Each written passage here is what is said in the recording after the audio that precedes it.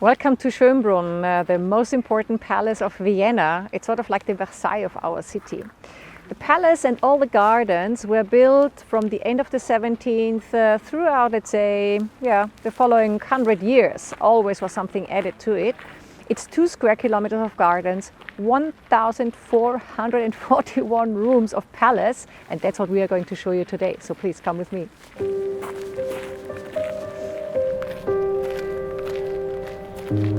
What does actually the name Schoenbrunn mean in English? It means beautiful fountain, schöner Brunnen in German. And the reason is that before the palace was built, the way it looks nowadays, and have a look what a wonderful view we have from up here from the hill. Before the palace was built, the way it looks now, there was hunting grounds all around. And there was an older castle. And during a hunting period, there was a well discovered. It was later on covered with a fountain house, and voila, that's the name, beautiful fountain, Schönbrunn, for the whole premises. The old name was Katterburg, actually. And then it changed already in the 16th century to Schönbrunn, the way it is called nowadays. And the view from up here from the hill is stunning. There is even a plan from the same author that built the palace. His name was Fischer von Erlach. He wanted to show the emperor what he was able of as an architect, and the project still exists, but was never realized, to have the palace actually where we are standing. And there should have been lots of cascades of waterfalls, and then down there actually nothing. Yeah? So this was actually the idea formerly. But then they switched the plans and built it the way you can see it nowadays. All right, here we are on top of the hill of Schoenbrunn Gardens, and we are next to the Gloriette. The Gloriette is a triumph arch. It was built under Maria Theresia. She ruled together with her son, Emperor Joseph II. And it was the last decorative element here in the gardens. And why a triumph arch? Because Maria Theresia, she had won one battle in the War of 7 Years against Prussia, and this was the Battle of Kolin. So it was like a triumph sign, and it's also a nice point of view in the gardens of Schoenbrunn. All right, we're strolling now down the hill through the wonderful gardens of Schoenbrunn Palace. The gardens are so large and you can do so many things, and there are so many aspects as well in the garden. There is, for example, a zoo as well. It's the oldest zoo in the world. It was arranged 1752, and since then it has been a zoo. And it was the time of Maria Theresia, her husband. He had the idea to create a zoo also here in the premises. Then what else is going on here in the gardens? There is a maze. There is also a part where there are some romantic pavilions, like also the beautiful fountain. Then there are some fake Roman ruins, so it's in the sector where there's also the beautiful fountain. The idea was in the second half of the 18th century to create a romantic garden, like an English garden, which was quite a difference to a Baroque garden. So we know Baroque garden already from the Belvedere Palace. Everything is cut into a certain shape, very rigid. The lively element is the water. Here we do have a mix of a Baroque garden, but also like natural seeming garden, which is the English kind of version of a garden. And here we're walking on the ground floor of Schoenbrunn Palace along wonderful statues of the Greek and the Roman mythology.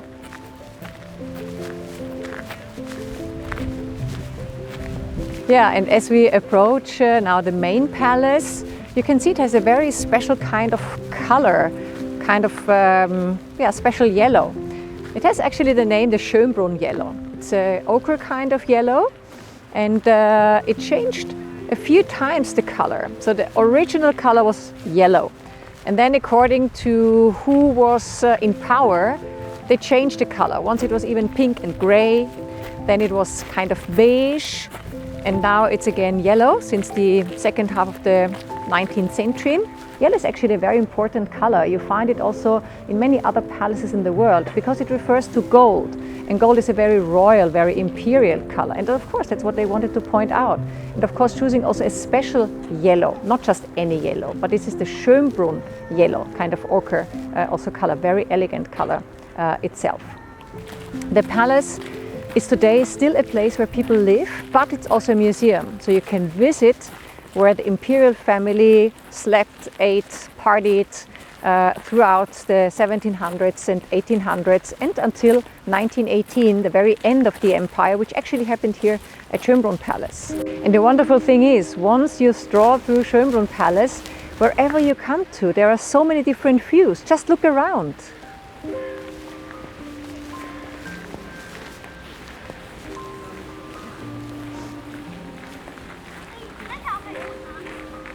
Did you see?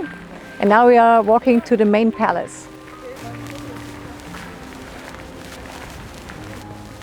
And here we are in the private garden of the imperial family, because the big garden was open to the public since the 19th century, but this where we are now, it was only exclusively for the imperial family. And they needed some space for shade, so these wonderful little gazebos with beautiful wall paintings, ceiling paintings. So it's really one of the treasures here at Schoenbrunn Palace.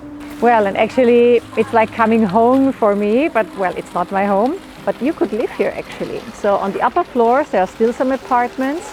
On the ground floor, where mostly the children of the Habsburg had their apartments, their nannies, there's now the museum for children. You can get dresses and then you wander through the rooms with a lot of explanations and also interactive stations where you can experience how it was to be a kid of the Habsburg. And they had lots of kids, you can imagine. Just Maria Theresia, she had 16 kids. And last floors, 2 floors actually, where the servants had their apartments once, those are now apartments in rent. And there's even one apartment that was transformed into a hotel room. So next time when you come to Vienna, you can sleep a night at Schoenbrunn Palace as well. A highlight of the venues here in the summer is the summer night concert, which every year takes place in May or in June.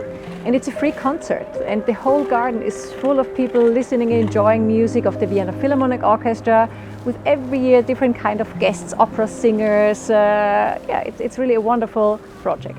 Well, so here we are at the main courtyard, the Court of Honor, Ehrenhof of Schoenbrunn Palace, directly at the main entrance, the center of Schoenbrunn Palace.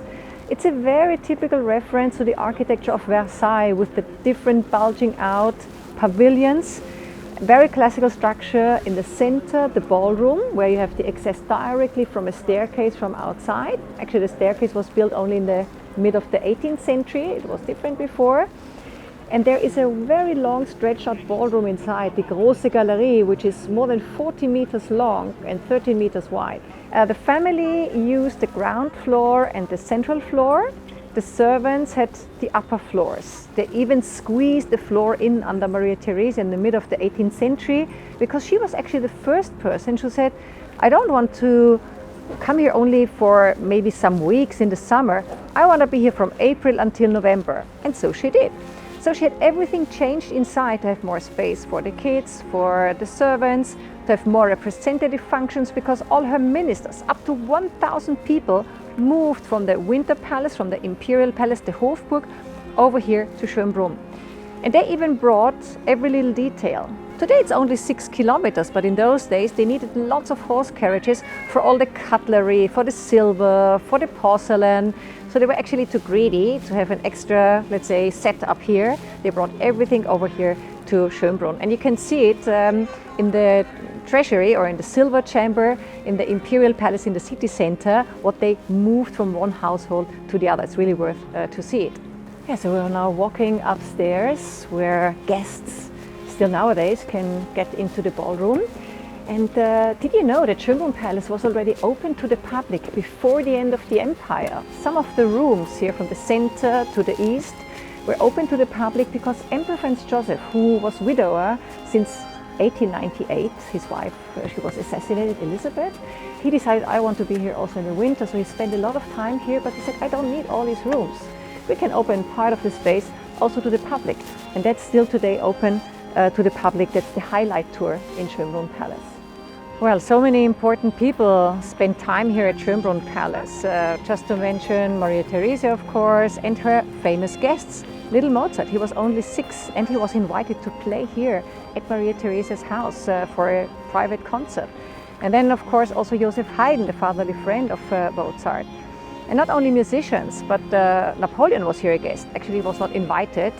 He occupied Vienna in 1805 and 1809, and he chose, of course, this palace as his residence. And then later, he was married to the daughter of the Austrian Emperor, Marie-Louise, and their son remained here, and he died here very young. He was in his early 20s when he died here at Schoenbrunn Palace. After the end of World War II, part of the Schoenbrunn premises were also damaged. It was the headquarters of the British Allies, so really good taste, of course. And just a few years later, in 1961, President Kennedy and Khrushchev had met in Vienna, and the banquet was here in Schoenbrunn. And some years later, in 1969, Queen Elizabeth was here in Vienna, and the banquet was, of course, also held here at Schoenbrunn Palace.